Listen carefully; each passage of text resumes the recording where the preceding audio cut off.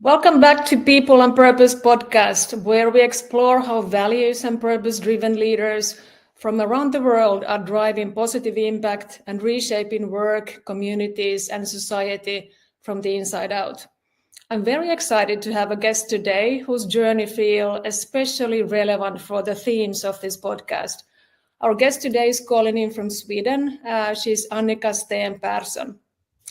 Annika is a social entrepreneur, investor, board member, and a mental health advocate with more than 25 years of experience in senior executive roles across media, retail, telecom, and consumer goods.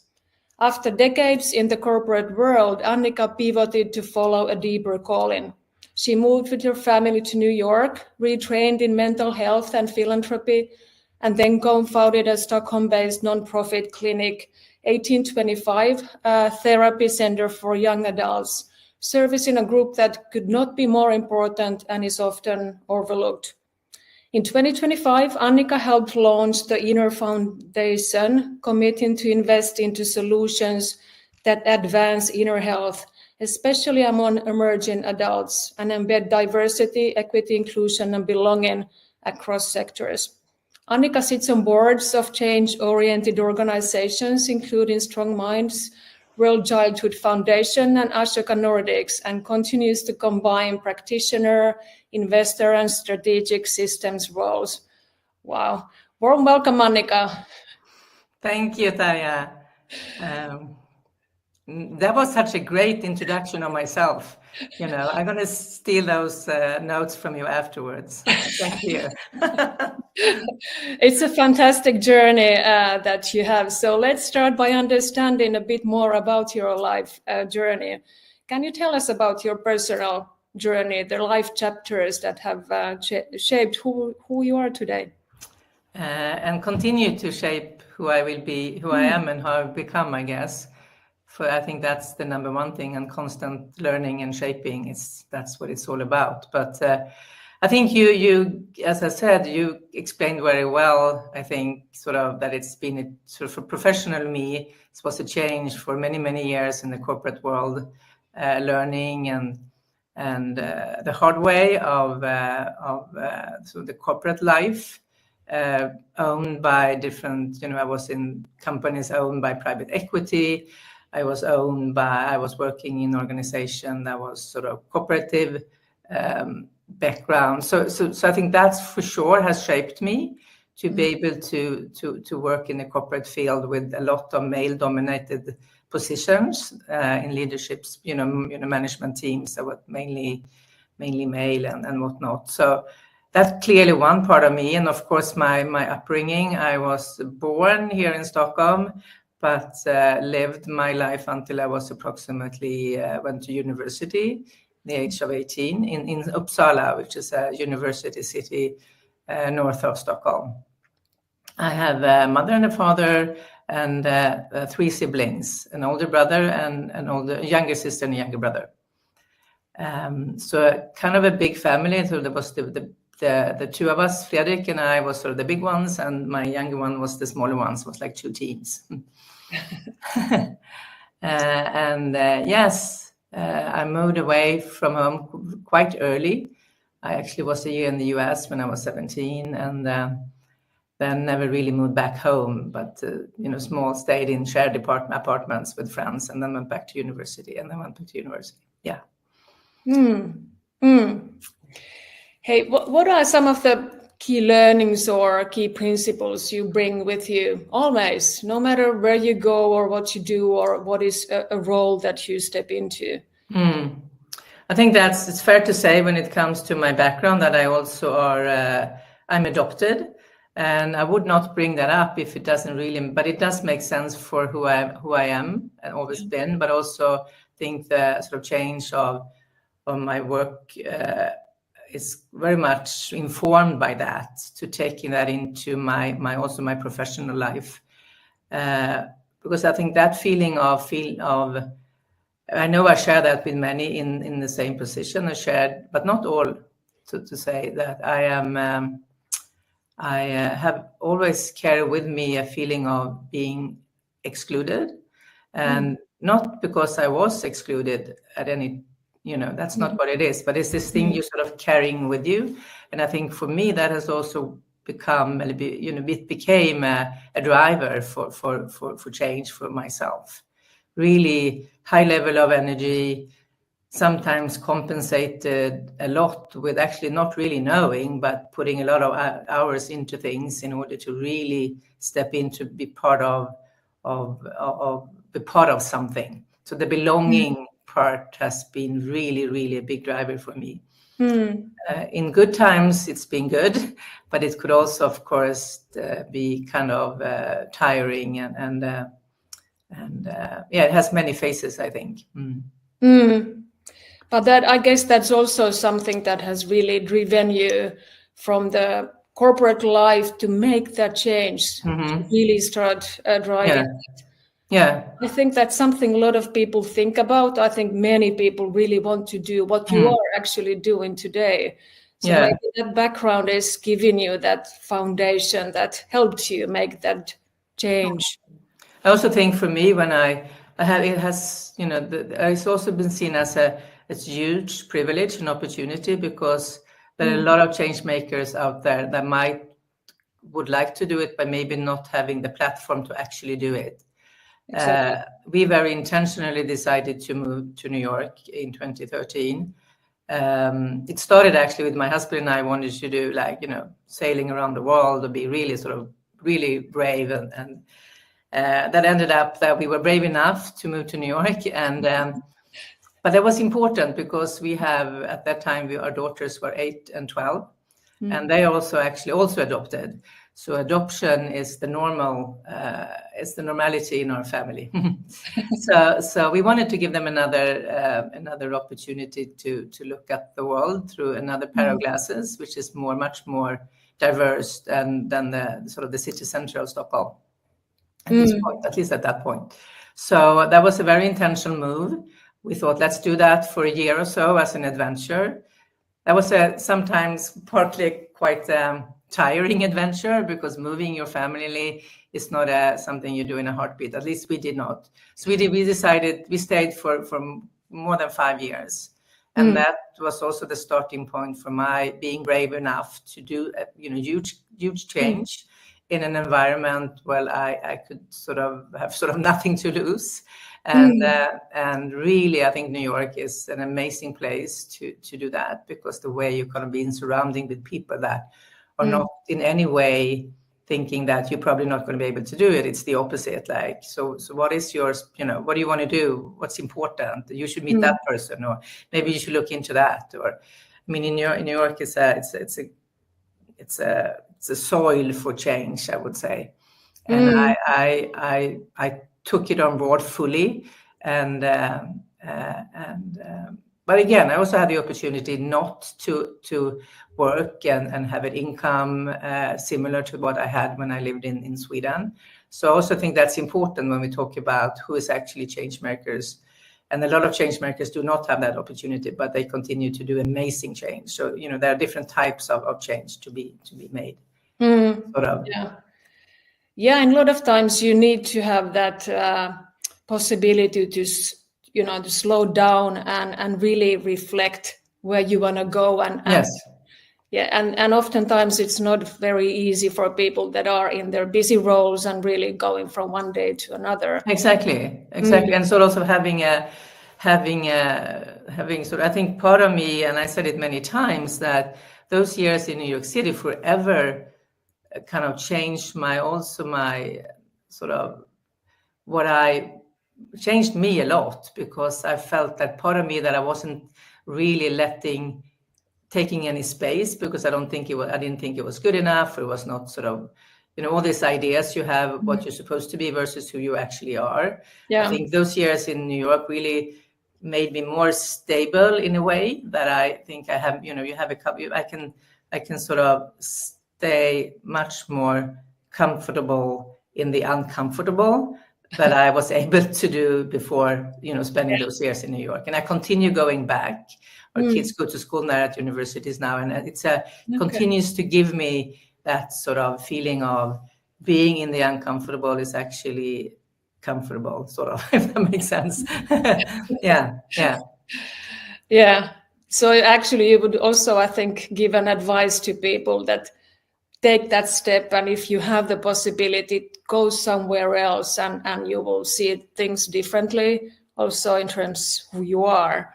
Yeah, I think it's and you don't really need to go, as far as over the pond, to be honest. I think it's more a matter of, and I think you mentioned that when I came back to Sweden in 2018 and started my first sort of social entrepreneur journey, and starting 1825, a therapy center for emerging adults here in Sweden, I also went back to school and became a basic trained therapist. And today I'm practicing. I'm a volunteer therapist at 1825, and sort of devoting my once a week to do therapeutic work, and also have supervision. And in therapy, we talk about change your perspective. And I think that's what I'm actually saying here. How can you, even though you stay in the same physical spot, how can I actually change my perspective? I kind of have to move all the way to New York in order to really make that happen. I don't think that's necessary, actually, but the intentionality of really wanting to look at the world from another perspective. I think that's what's really, and all of us can actually do that, and have the curiosity to see what would that look like, And in the therapy room, we even sort of move from one chair to another, just to sort of physically see how you can see the room differently from one chair versus from another chair, Yeah. Yeah, it's, Annika, I also 1 week ago graduated as a solution-focused therapist. So I didn't know that. That's amazing. Congratulations. Yes, I'm fully with you when you're talking about the therapy and how it has the impact. And what you just shared, the concrete example, how you change chairs, actually also helps to change the sort of thinking. But if we talk about the inner foundation and your role, and the inner foundation focuses on inner health for emerging adults, you combine investment, philanthropy, and ecosystem building. How did you come to see the inner health as the core frontier? I think it came very much from the inner, honestly. As I shared, I've been, throughout my life, I've been seeing therapists on and off, and that's always been very important for me in different sort of transitions in life, and that started quite early. So moving to New York, having this opportunity to see, what can I engage in. I did some pro bono work, and then I get a sort of a real job in the sector. I become a CEO of a mental health clinic in New York City, supporting vulnerable women during the family building years, meaning anxiety and depression during pregnancy, could be losing a child very late, miscarriage, or postpartum depression. And an amazing team with clinicians supporting vulnerable women. And of course, I had a clinical director next to me with all the clinical sort of expertise and whatnot. And so starting to work there and bringing my own experience in, and also the way I became a parent with my children and how we build a family, a lot of things sort of came together. And I think also seeing New York City from the lens of this organization, the Selene Institute, was also I guess, a wake-up call. I mean, sort of, right? I came to be introduced to part of the city that you usually don't see. And I certainly haven't seen similar parts in Sweden. But, I mean, they do exist as well. So Selene took me in a very sort of fast and very sort of sometimes kind of it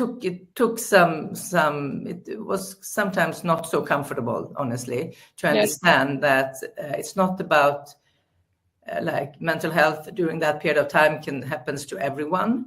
But if you, in addition to that, also struggle with other vulnerabilities, could be socioeconomics or family trauma or whatnot, it clearly multiplies. And having, seeing that firsthand, realize that this is not just an individual issue for a number of women. It is very clearly a systemic issue. So taking myself, my learnings, my and also my own family, and with our sort of things going on with different perspectives into the mix, it becomes almost like a calling. Maybe that sounds a little bit cheesy, but it was sort of a calling that I cannot not do what I now need to do, because the cost of not doing it is actually too high, sort of. So moving back, I couldn't see myself going back to, the traditional corporate world where I used to hang out. And again, I want to make sure that I also recognize that I was extremely privileged. I actually had the opportunity to do so. And again, sort of started with another family, 1825, and then wealth were coming our way or will be coming our way. So sitting down with my husband in crime and realize, okay, what is our responsibility now? And based on what we know and the resources we have at hand, our expertise and our way of thinking, could we make that into something that has an opportunity to actually address one of the largest problems that we are facing in the world right now, which is actually the lack of our inner health, which is a global crisis. It's not just something that happens in, sort of pockets of the world. It's like it's across the board. And so we decided, so early 2022, we founded the foundation, the Inner Foundation, which obviously now, 1825, is part of the portfolio of organization and companies that we support. Yeah. And it's not a very easy field. It's very meaningful to do that work, but it's not very easy in a way, an easy work. So maybe my question to you is that how do you practice your self-care and inner gathering in your life when you're working with this demanding? I was afraid you were going to ask that, because then you have to be like serious soul searching in terms of how do I practice, and I think this, I'm aware, obviously, because I speak to potential investees every day. We look into, we are part of the community of other mental health funders and very sort of immersed into this sector. And we talk about the team here and, caring for what that look like. And then in the end of the day, you have to sort of look into look at the mirror and look at yourself, right? Right. You're trying to, you're hearing me now, right? I'm working towards myself. And I know I'm not always very good at that because it's almost this sort of idea that there's so much that needs to be done, and who am I to slow down and, sort of charge the batteries when the world is on fire, kind of thing, which is kind of a naive way of looking at it, because that's not the way it works. But it is a journey for me, and I have to put it into some kind of practice. It's not going to happen just sort of course for me. So for me, it's a matter of hanging out with friends. So that sort of that part, and maybe friends that has not in the sector of mental health at all, like friends that we can talk about everything else, maybe apart from this, which is important. And then for me, and it's been more and more clearly for me that nature is a source for me, and nature, and even more specifically, water is a source for me. So whatever I can look at water, be in a kayak, living in Stockholm, it's a very accessible way of spending time, actually more or less, full year, depending on how way you dress yourself. And I also, of course, continue to see a therapist myself, and working on those sort of micro moments of maybe looking at the same Netflix series that you've seen 100 times, because it gives you some kind of familiarity and sort of slowing my... So there are, I put a few things into practice, and I constantly sort of looking for others. But I'm not the type of person that goes away for 10 days of a retreat in silence. I always think I would love to be that kind of person. And I'm like, but then again, it's so much to do, right? So I don't know, maybe this comes out wrong. I'm working on it, and I have my things, and I think it's an ongoing journey. Yeah, and I think it also boils down to having that passion for driving change. So as you said, it's not pausing, but really just committing to do the right things, but not forgetting that you also need the balance. You also need your inner health. You also need to sort of walk the talk and charge your batteries, which sounds like you're doing in a really good way. Yes, and of course, family, having your closest family, but also what I call sort of my chosen family, which is a extended family, people that know me for a long time, that I can be only myself, is of course the best way for me to to charge my batteries. But I think you're on something when it comes to walk the talk, and for us at the Inner Foundation, that has been very important. And it's also interesting to see, because we primarily support organizations, builders of solutions for mental well-being, with this specifically focusing on emerging adults, even though not all our investments are only with a target group of emerging adults, but it's always like a subgroup. It's important to start.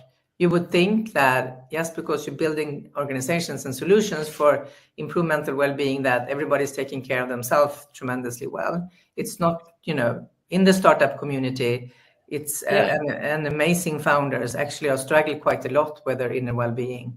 And so there are a few things we have been done. We are supporting some studies to really bring attention to the lack of well-being in the community of startups. And we do that in a number of different ways. And in addition, we also have something they call the Inner Stipend, which is something that we everybody in our portfolio are sort of investees, or where we have invested in as a equity, have the opportunity to apply for a grant, a cash grant sort of, that they can use for their inner well-being, no questions asked sort of.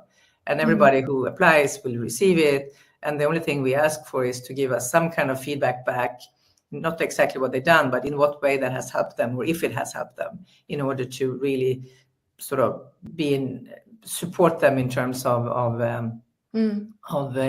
supporting them in terms of taking time and space for their own well-being.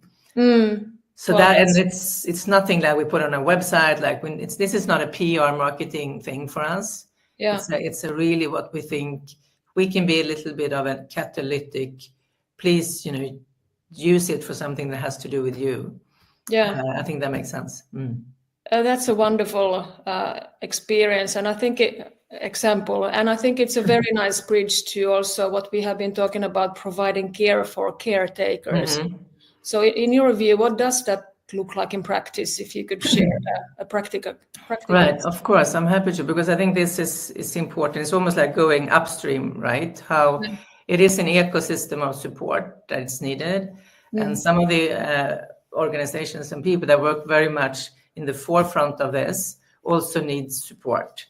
For example, we support an organization in Ukraine, particularly with grants addressing supervision for clinicians working in the forefront of meeting people has been impacted by the war in Ukraine. It's called Pocket Project, an amazing initiative. Another thing that we just sort of went through the sort of application process is with an organization called AMNA, and they work particularly in supporting organizations that are working in the forefront of displaced communities and trauma or conflict, like replacement and conflict areas. And we have supported them with something what they call the System of Care Master Program. So they work on setting up a program for system of care, in this case for educators in Eastern Europe, at the in the universities, who sees students who really are going through a lot of trauma and carrying a lot of trauma. So in order for these teachers to be well trauma informed, to support them in their work of as educators, which is a really, I think for us, that was a really very fascinating by the work and very impressed by the work AMNA is doing. And to support this very specific program, System of Care Master Program, to support, in this case, the educators, seems very meaningful for us. Yeah. One example of supporters, sort of. Yeah. What a meaningful example. And I think already in the field of education, there could be many more examples Yes. where this would be very, very meaningful and very much needed, I would say. Absolutely. And I also think that's sort of the idea that mental health is like its own vertical, only mental health in sort of the healthcare space or system, if you like. That's certainly not the case, right? Mental health is like a component in so many other systems, education system or workforce system or family systems. And for us as a supporter or investor, that's important for us to recognize that. Yeah, it's everywhere. So to say, yeah. Well, I have one more question on when you are doing the strategic philanthropy and you're assessing an investment or grant. Right. Do you have some specific criteria or filters you use? Yes, of course. I would say we are sort of, as we're doing both for-profit, equity, and non-profit grants, we are actually, and the process, the sort of due diligence, sort of the process of looking at many different organizations that applies for funding or equity from us, it's kind of a rigid structure. It looks very much like a lot of other organizations or grant makers or investors would use. For us, it's of course key, as we are a thematic investor in this space of mental health, and with a specific focus on emerging adults. That becomes, of course, very important. So is there a mission alignment? This could be an amazing organization, but that actually do something that doesn't fit what we do. So that's, of course, is really, really important. And then you start by going down the list and very much, of course, looking at the founders or the sort of the executive director. Who is that person? What kind of experience do they have in terms of scaling and creating impact? And we call ourselves, and we want to hold ourselves accountable to be as catalytic investors as possible. Meaning, how can because in the scheme of things, we are a small investor in terms of what's needed in the world. I mean, they talk about a gap of 200 billion gap in the mental health space. It's a huge gap. And in that sense, of course, we are a tiny player, but how catalytic can we be? So for us, the readiness or to work with organizations or companies, early stage companies that has solving, what kind of problem are they solving, and in what way are they solving that problem? And is there a sort of business model, which it's almost, for scaling? Because for us, accessibility and affordability is key criteria for us. I mean, they could be amazing builders of solutions, but they might be for the very few. And we like it to be, we think about it as a importance of scaling. That is key for us. And of course, again, the leadership is crucial. And what are the leaders coming from? What kind of experience do they have? And, those kind of questions. Yeah. And also so again, the mature, sort of how mature is the organization, the readiness for this next step, and then of course, from a financial perspective, some of these are early stage. What kind of traction do they have also to attract other funders? We would never support an organization or being an investor if it's only us. It's always a matter of, and we take that as a key reason for us to also do the work to see to co-invest with others. Sometimes others ask us to co-invest with them, and sometimes we will be sort of supporting others or maybe engaging others to also feel that this is something that they would like to do. So I mean, and again, I think sort of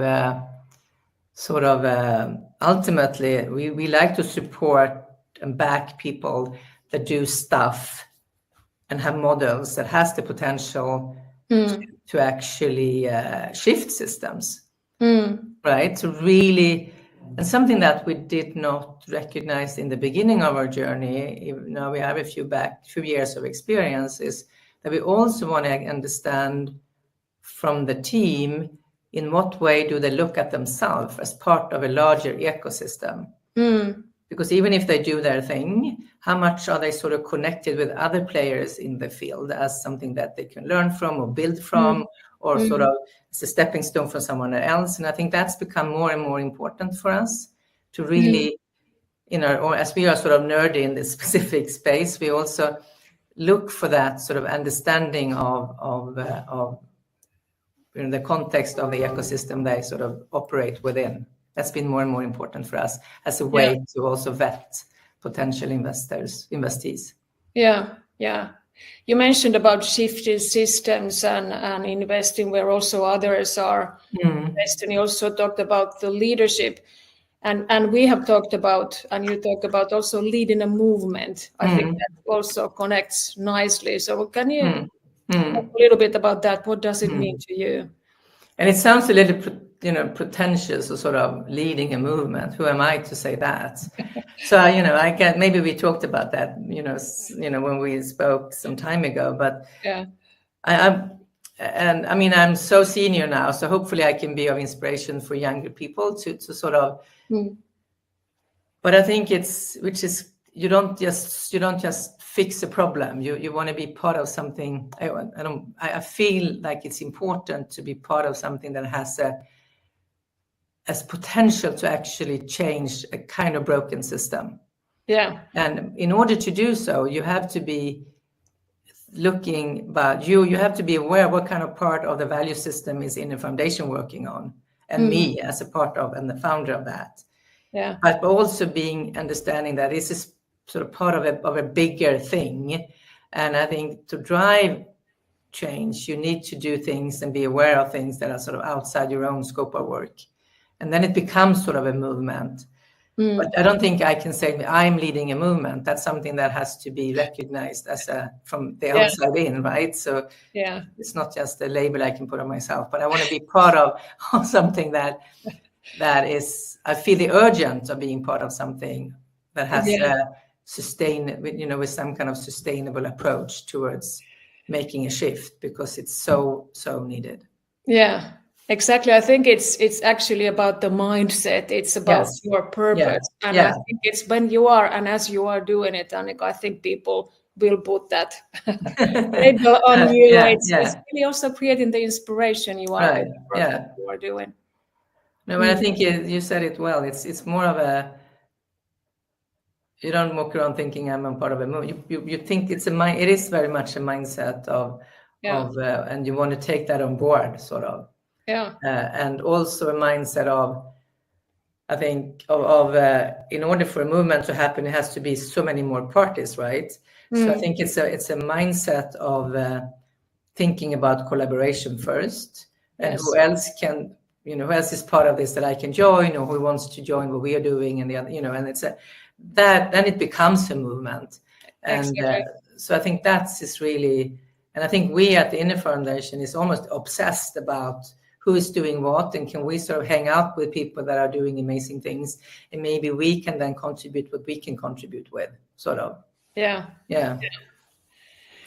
Hey, if we shift the view now to look ahead and also the future vision. So what, in your view, is the most needed shift you hope to catalyze for the Inner Foundation and also the inner and mental health? I mean, I think we're looking for this, in order for this to not be on the sideline any longer, which I'm actually thinking there is some really positive indicators, that meaning that mental health goes from being on the sideline to something that is actually sort of very crucial and center for what needs to happen in order to improve so many other things. Yeah. A few weeks ago at UNGA, the UN Assembly that happens every year in New York City, it was very, still though I'm a newcomer in the space, for people who's been working in the mental health space for a very long time, you can clearly see now that mental health and it's now on the agenda for the UN, which is really, really positive. You see that organization that the World Health, the WHO is really driving it as well. They even have a specific commissioner working specifically on loneliness within WHO, which I think is there are those clear signs that this is not something that you sort of, and after, you put in sort of the last stage, you're actually putting into the core drivers for change in society at large. It's not just an individual issue, it's a societal issue. I think that's a big shift to take. Yeah.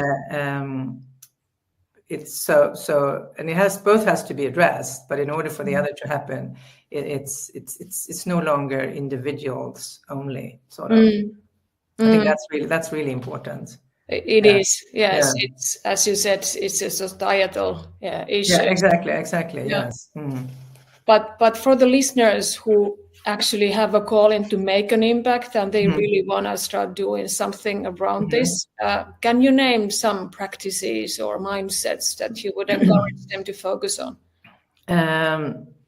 As to start with, impact can happen in many ways. Change can happen in many ways. So I think it has to start by again, soul searching in things that you are specifically interested in. So it's both going from inside out. What are the key core sort of stoppers for systemic positive change to happen in the world? That could be the climate issue. That could be in our case, the inner health. But there are many others, the whole education and the food system. There are a lot of others, core important issues, and women's liberation and girls. I mean, there are many, right? Yeah. So, but sort of doing that, what are the key important things out there, and what am I as an individual actually care about? And I think that's a good combo to think about it, because doing, especially if you think about it as a philanthropic approach, it's really important to that you also something that you feel passionate about. I think that's crucial to do that. Yes. Yes, so maybe crystallizing your own personal purpose. Yes, I think that's exactly, and I think also it is important, and I think I want to make this point. I don't know if you're going to ask me, but I'm bringing it up anyway, because I think when you talk about philanthropy, I think it's important the way we phrase it, and many with us talk about strategic philanthropy.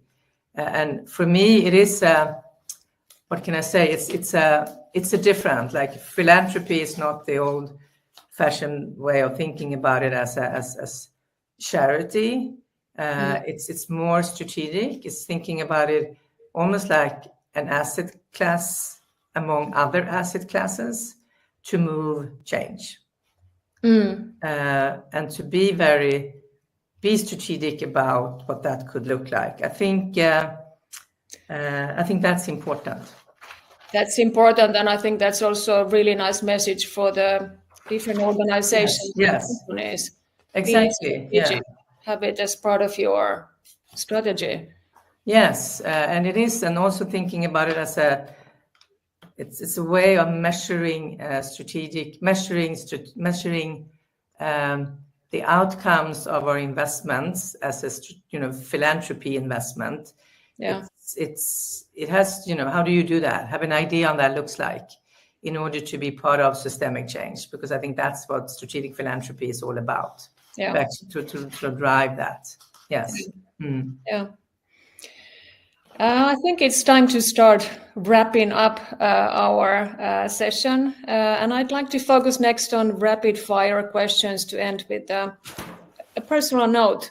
So these are quick, shorter questions. So let's get into this. So can you, Annika, name a book or two that has deeply influenced you? It's so hard to pick one. God. I just recently read the Book of Joy,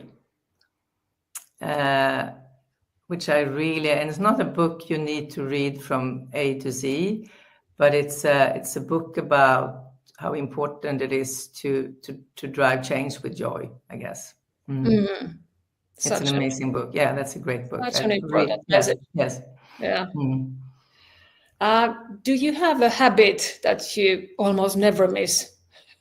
A habit in terms, can you help me with that? Or something that you do every day, something you, I don't know, start your day every day with your...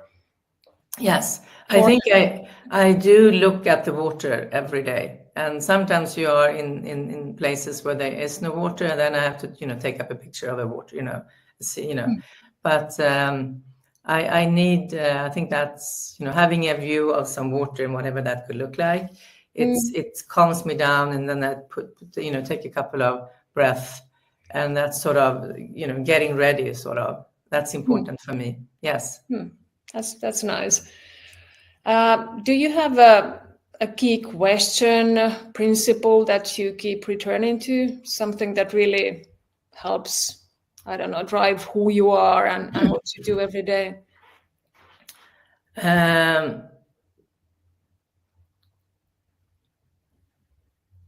I think for me it's not a key thing, but I'm kind of interested in staying in the problem when most people wants to leave the problem, and that's the thing for me. And I say it quite often: let's be in this problem for a while, and that doesn't equal that I look at it as a problem. I look at it as an opportunity to stay in the problem, because I think we have a tendency of very quickly look for solutions, and we have a tendency of measuring the activity of doing things versus what kind of problems are we solving, sort of. So I stay in the problem and be comfortable in the uncomfortable problem, sort of. So that's a lot of words, but for me that is, and I kind of thrive in problems, I think, and for that I see opportunities, and then I, as a balance to problem, I also have this saying that I said several times, and but I really believe it, and it has to practice. That hope is a muscle, and it needs to be practiced. And because it's so easy because when I say stay in the problem and look at the problem, for me that is like, and by being at the same time driven by hope, you can actually really, that's for me, it's a good combo. And we need to, I went to a seminar the other day, and we are so about the emerging adults in Sweden and their well-being, and there's a lot of issues. But how important is this to present best cases of things that works? And, the idea of we need to be hopeful, because that's what this whole thing is about, right? To not just not being sick, but actually flourish.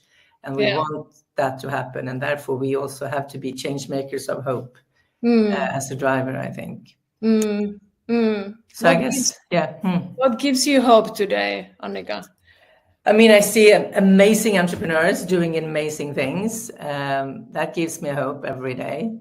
I also gives me hope as a clinician, listening to young people in the therapy room, also have so much knowledge. They are so, even if they're, the guts of being vulnerable and ask for help, but at the same time, so much more in it and present than I think my generation was during that period of time.